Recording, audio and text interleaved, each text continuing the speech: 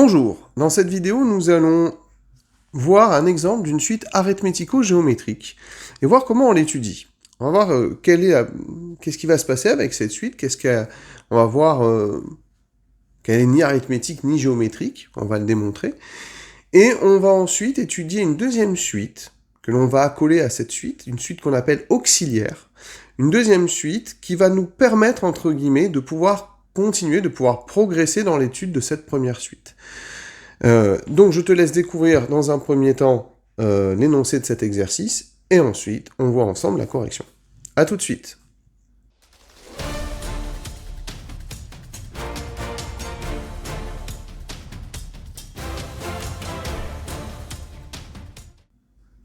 J'espère que tes recherches ont été fructueuses, et nous allons faire la correction de cet exercice. Donc, quelle était cette suite que l'on étudie? La suite U de n ici. C'est une suite qui est définie par le premier terme qui est U0 égale à 2, et par une relation de récurrence qui est que U de n plus 1, c'est 3 fois U de n moins 6. Bon, dit autrement, ça veut dire quoi cette histoire? Ça veut dire qu'en réalité, on va passer d'un terme au suivant en faisant deux opérations. C'est-à-dire que quand on doit passer du terme de rang n au terme de rang n plus 1, dans un premier temps, on va d'abord multiplier par 3, et dans un deuxième temps, on va enlever 6. Ok? Donc, la première question de l'exercice, c'était de calculer les premiers termes. Bon, si on applique la relation de récurrence pour n égale à 0, on va obtenir que U de 1, c'est tout simplement 3 fois U0 moins 6. Or, U0 ici, c'est égal à 2, donc ça fait 3 fois 2 moins 6, ça nous fait 0. Ensuite, on va appliquer cette relation de récurrence pour n égale à 1, et ça va nous permettre de calculer le terme de rang 2, U de 2, qui va être égal à 3 fois U1, auquel on enlève 6, donc ça va nous faire 3 fois 0, et puis en enlevant 6, on va obtenir que c'est égal à moins 6. Et enfin, on nous demande un troisième terme, U indice 3. Pareil, on va l'obtenir en appliquant la relation de récurrence pour n égale à 2, et ça va être égal à 3 fois U indice 2 moins 6, c'est-à-dire 3 fois moins 6, auquel on enlève 6. Et on obtient donc moins 18 moins 6, c'est-à-dire moins 24. Donc ça, ce sont les différents termes que l'on nous a demandé de calculer. Et une fois qu'on a ça, on nous demande, est-ce que cette suite, elle est géométrique? Est-ce que cette suite, elle est arithmétique? Alors, pour démontrer par exemple qu'une suite est géométrique, il faut démontrer que le quotient de deux termes consécutifs est toujours constant. Alors, calculons des quotients de deux termes consécutifs pour voir si jamais ils sont différents. Dans ce cas-là, on aura démontré que la suite n'est pas géométrique. Ou s'ils ont l'air d'être tous égaux, et dans ce cas-là, il y aura une deuxième étape où on va essayer de démontrer que c'est vrai pour tous les quotients. Donc, calculons par exemple le quotient U1 sur U0.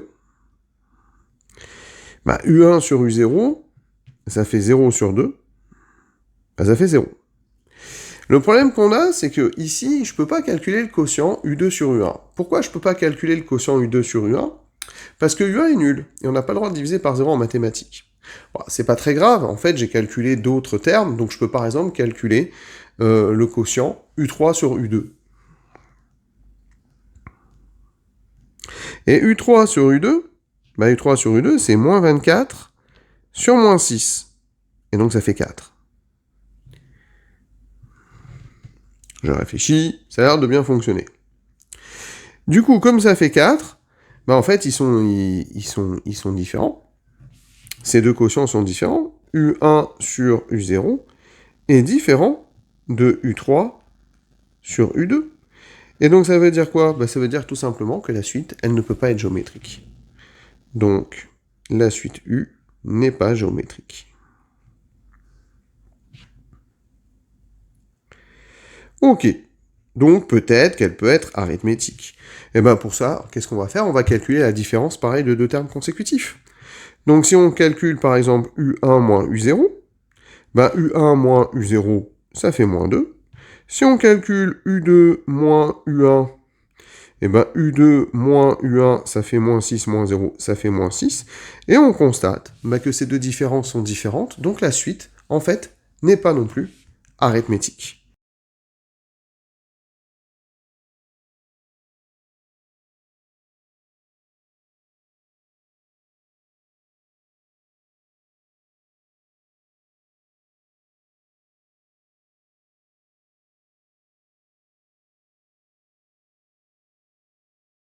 Donc finalement, cette 8U, elle est un peu embêtante, en fait, parce qu'elle est ni arithmétique, ni géométrique. Donc elle rentre dans aucun des deux chapitres que l'on a étudiés, dans aucun des deux chapitres où justement on sait comment exprimer une suite de manière explicite en fonction de n.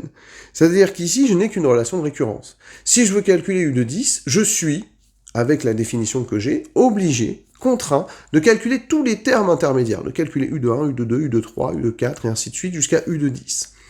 Or, nous, ce qu'on aimerait, et ça va être l'objectif, le premier objectif de l'exercice, ça va être en fait de trouver une expression explicite de cette suite. Et là, on est bloqué, on n'a pas les outils. C'est pour ça que va arriver, dans la question 2, une suite qu'on va appeler suite auxiliaire, une suite, si vous voulez, sauveuse. Ça va être la suite V de n. La suite V de n, elle est définie pour tout entier naturel n, et elle est définie par le fait qu'on va l'obtenir par décalage de U de n. C'est-à-dire que c'est les termes de U de n auxquels on va enlever 3, tout simplement. Qu'est-ce qu'on nous demande? On nous demande d'abord de calculer les premiers termes. C'est assez facile, parce qu'en fait, c'est les termes de la suite U auxquels on enlève 3, tout simplement. Donc, par exemple, V de 0, c'est tout simplement U de 0 auquel on a enlevé 3. Or, U de 0, c'était 2. Donc ça fait 2 moins 3, ça fait moins 1. On fait de la même pour V de 1, par exemple, où c'est U de 1, 0, moins 3, donc ça va faire moins 3. V de 2, U de 2, c'était moins 6, on lui enlève 3, donc moins 9. Et puis, V de 3, par exemple, on avait calculé que c'était moins 24, on lui enlève 3, ça fait moins 27. Et là, qu'est-ce qu'on peut conjecturer? Vous pouvez essayer de faire les différences des différents termes, par exemple. Calculer, par exemple, V de 1 moins V de 0. V de 1 moins V de 0, ça fait moins 3 moins moins 1, ça fait moins 2. Ok? Et vous pouvez calculer, par exemple, V2 moins V de 1. V2 moins V de 1, ça va faire moins 6. Bon, ces deux différences sont différentes, donc la suite, elle n'est pas arithmétique.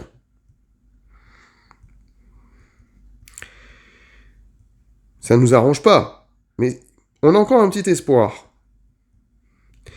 V n'est pas arithmétique. Mais calculons des quotients consécutifs. V1 sur V0. V de 1 sur V de 0, c'est moins 3 sur moins 1, ça fait 3. Il s'avère que si vous faites V de 2 sur V de 1, moins 3 sur moins 3, ça fait 3 aussi.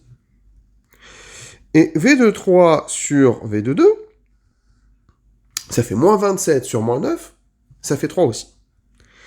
Alors, est-ce qu'on peut, pour autant, dire que la suite, elle est géométrique? La réponse est non. Parce que pour dire qu'elle est géométrique, il faudrait démontrer que pour tout entier naturel n, le quotient de deux termes consécutifs soit toujours égaux à 3. Alors là, on l'a fait que pour les premiers quotients.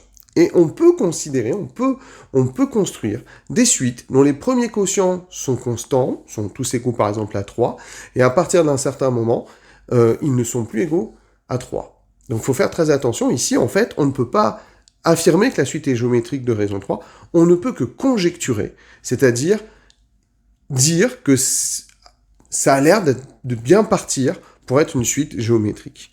Donc ici, le terme exact, c'est on conjecture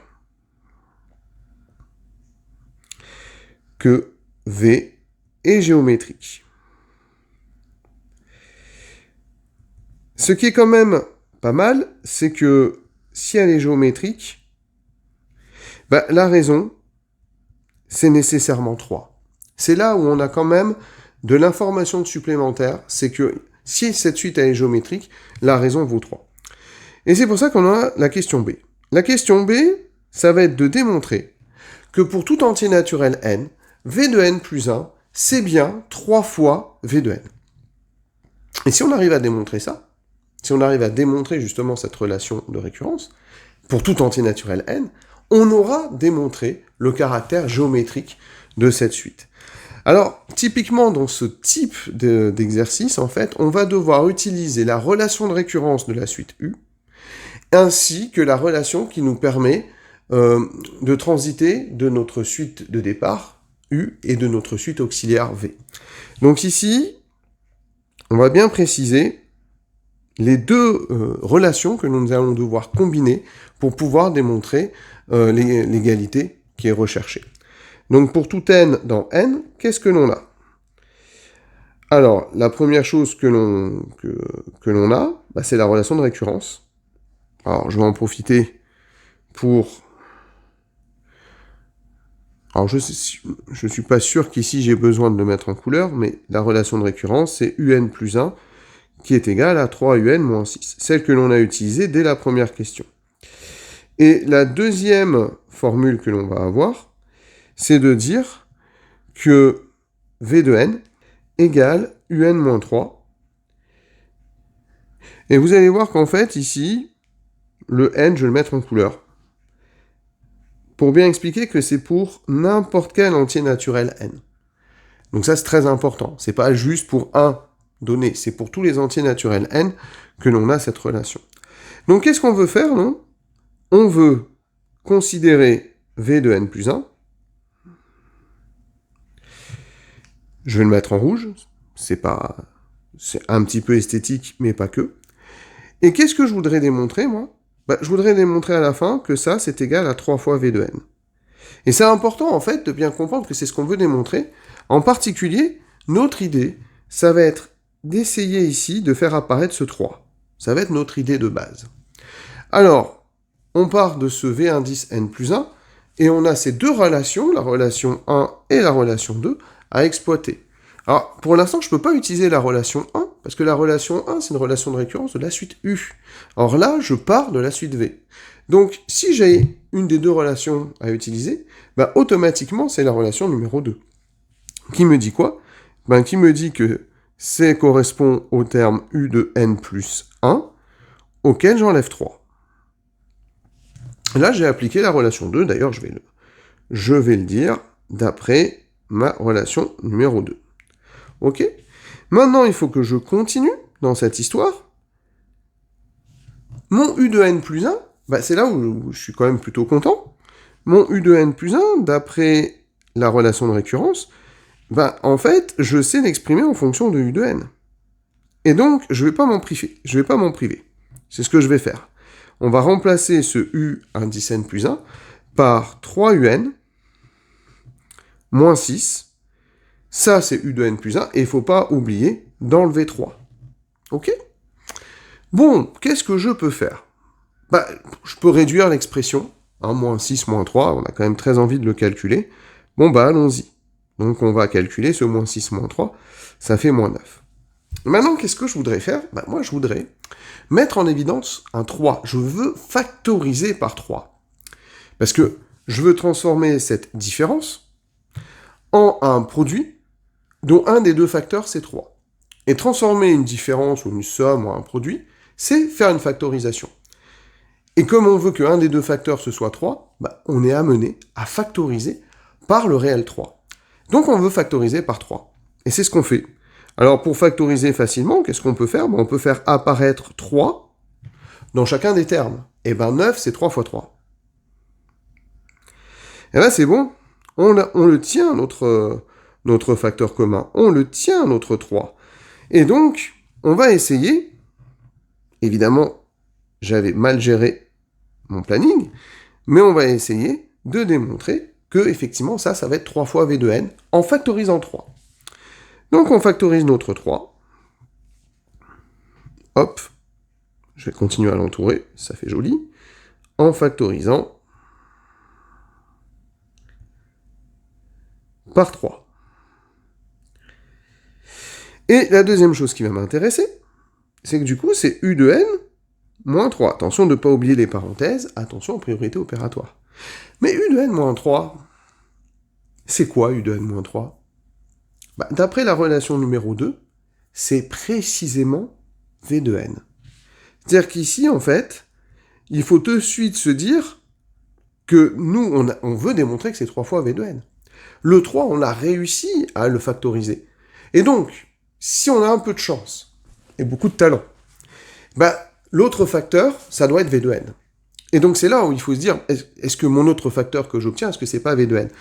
Et ici, bah, il faut faire attention à bien regarder l'énoncé, parce que si vous ne souvenez pas de la relation numéro 2, bah, vous allez pas, en fait, conclure. Vous êtes à un petit grain de sable d'y arriver, et vous n'allez pas le voir. Et en fait, d'après la relation 2, UN-3, c'est égal à V de n, d'après la relation numéro 2.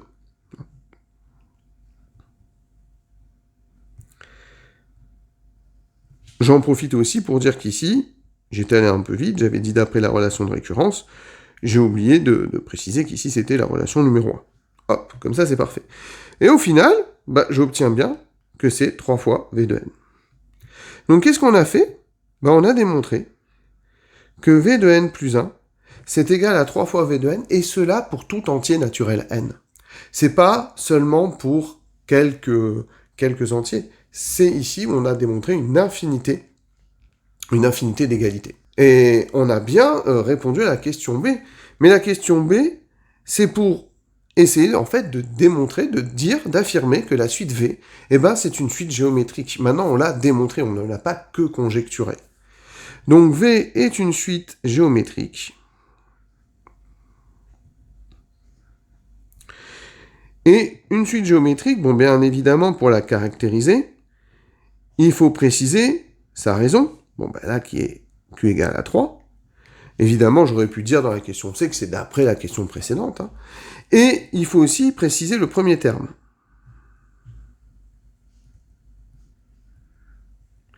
Le premier terme ici, c'est V de 0. Et en fait, cette relation numéro 2, ben, elle nous dit tout simplement que c'est U de 0 moins 3. Or, U de 0, il nous était donné dans l'énoncé, il vaut 2. Donc 2 moins 3, et donc il vaut moins 1. Donc une fois qu'on a ça, ben, on va pouvoir en fait, puisque la suite V, elle est géométrique, elle rentre dans nos chapitres, et ben la suite V, on va pouvoir trouver une expression explicite de la suite V. Et ce qui est très joli, c'est que la relation numéro 2, en gros, comme ça fait un lien entre la suite U et la suite V, si on obtient une relation explicite de la suite V, on va aussi obtenir une relation explicite de la suite U, exactement ce que l'on veut. Donc, comme la suite V elle est géométrique, ici, on va dire soit n dans n, et ben on va avoir que V de n, c'est égal à V0 fois Q exposant n. Or, V0, on a vu que c'était moins 1. La raison, on a vu que c'était 3. Bon, ça, éventuellement, on peut l'écrire de manière plus abrégée en disant que c'est l'opposé de 3 exposant n. Voilà, on a bien une expression de V de n en fonction de n. Et maintenant, qu'est-ce qu'on veut? Bah, on veut en déduire une expression de U de n. Alors, remarquez bien que dans l'énoncé, on vous la donne, ce qui permettait de quand même répondre aux questions qui suivaient, même si on n'avait pas trouvé cette fameuse question C. Et donc là, c'est là où on va utiliser notre relation numéro 2. Hein. Or, on sait que V de n, c'est UN moins 3. Or, V de n, on vient de voir que c'était moins 3 exposant n. Donc, c'est égal à U de n moins 3. Et donc, on en déduit une relation explicite de U de n. Automatiquement.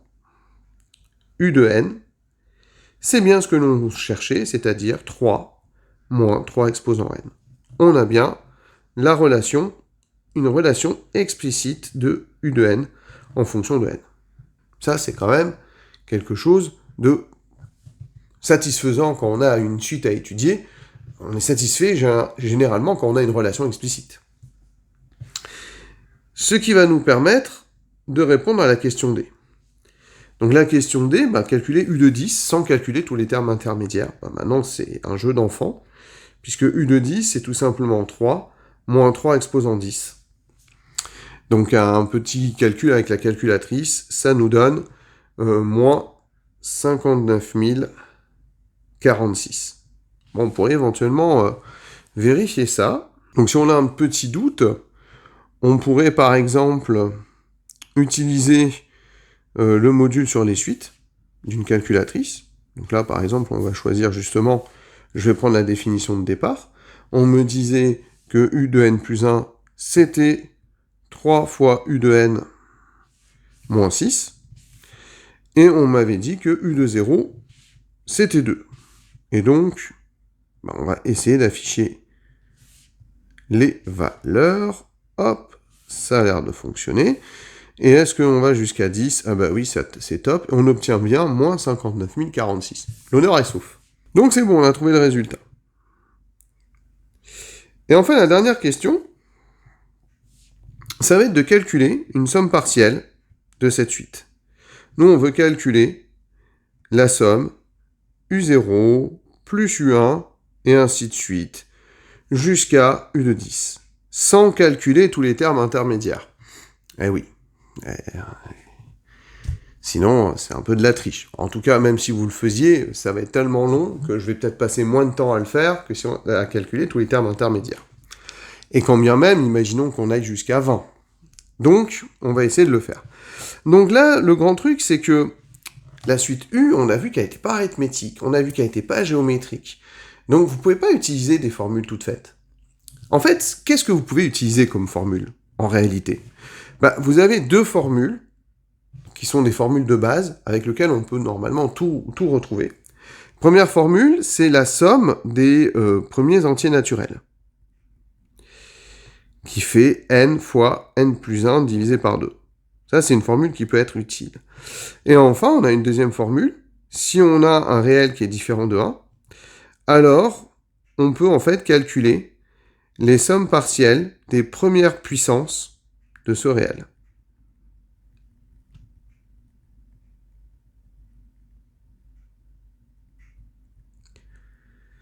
Voilà les formules que l'on a. Et généralement, on y arrive en fait en s'inspirant de la relation explicite du terme d'une suite. Donc là, par exemple, ici, S, U de 0, c'est quoi en réalité ? U de 0, si j'utilise la relation explicite, je vous rappelle que U de n, on a démontré que c'était 3 moins 3 exposant n. Bon, super, je l'ai marqué ici. Ça fait 3 moins 3 exposant 0. D'accord ? Ça, c'est U de 0. Puis après, je vais avoir 3 moins 3 exposant 1. Ça, c'est U de 1. Puis, bon, par exemple, je pourrais marquer aussi U de 2. 3 moins 3 au carré. Et ainsi de suite, jusqu'à 3 moins 3 exposant 10. Et qu'est-ce que je vais remarquer ? Je vais remarquer déjà qu'ici, finalement, j'ai toujours des termes qui se répètent. J'ai 3. Donc déjà, je peux me dire, ok, chouette, ce 3 là que l'on a, finalement, j'ai une somme de 3, donc ça dépend du nombre de termes. J'en ai combien des termes ? Ne me dites pas 10, c'est 11, parce que il faut compter le terme U de 0. Il y en aurait 10 si c'était de U de 1 à U de 10. Mais on en a 11 de termes, puisqu'il faut compter aussi U0. Donc c'est 3 fois 11. Et ensuite, qu'est-ce qu'on a ? En fait, on voit apparaître des puissances de 3. Et en fait, à chaque fois, c'est moins 3 exposant 0, moins 3 exposant 1. Donc on est amené, en fait, ici, à regarder cette somme, en fait, de puissance de 3. 3 exposant 0, plus 3 exposant 1, et ainsi de suite, jusqu'à 3 exposant 10. Vous voyez, tous ces moins que l'on voit ici, là, tac, on va les repasser. Et en fait, d'une certaine manière, on va factoriser par moins 1. Et donc, on va les regrouper. Et du coup, on va pouvoir utiliser cette formule-ci. Celle-ci, ici, n'est pas utile. Je l'ai donnée pour rappeler. Mais c'est cette formule-là qu'on va utiliser. Et vous allez voir qu'on va calculer directement la valeur de S. Donc là, on a 33. Et là, on va avoir 1 moins 3 exposant 10 plus 1. Je vous rappelle qu'en fait, à l'exposant, en fait, ce que l'on a, c'est le nombre de termes. Donc on en a 11, on est content, sur 1 moins 3. Bon, et ici, normalement, une calculatrice devrait nous dire moins 88 540 si on rentre ce calcul dedans. Et je vais vous montrer une manière, une méthode pour vérifier ça. On va voir si ça fonctionne. Je peux, en fait, calculer des sommes. Alors, il faut aller dans la boîte à outils. Je crois que c'est dans Analyse. C'est un petit peu caché, c'est la somme. C'est K. Alors, on va aller de 0 à 10. Ça, vous allez voir, en fait, ça va calculer tous les termes. Et ce qu'on peut faire ici, c'est mettre la valeur explicite, tout simplement. 3 moins 3 exposant K. En fait, ça, c'est ma suite. Et on peut demander directement à la calculatrice de le calculer et de voir que ça fait bien moins 88 540. Voilà, et j'espère que cette vidéo t'aura été utile, que ça t'aura permis de comprendre cet exercice, où les questions 1 et 2 sont très classiques, où on retrouve quelque chose d'analogue dans un des sujets zéro qui ont été publiés pour le bac de juin 2026. Je te souhaite un bon travail et à une prochaine fois pour une autre vidéo. Au revoir et bon travail!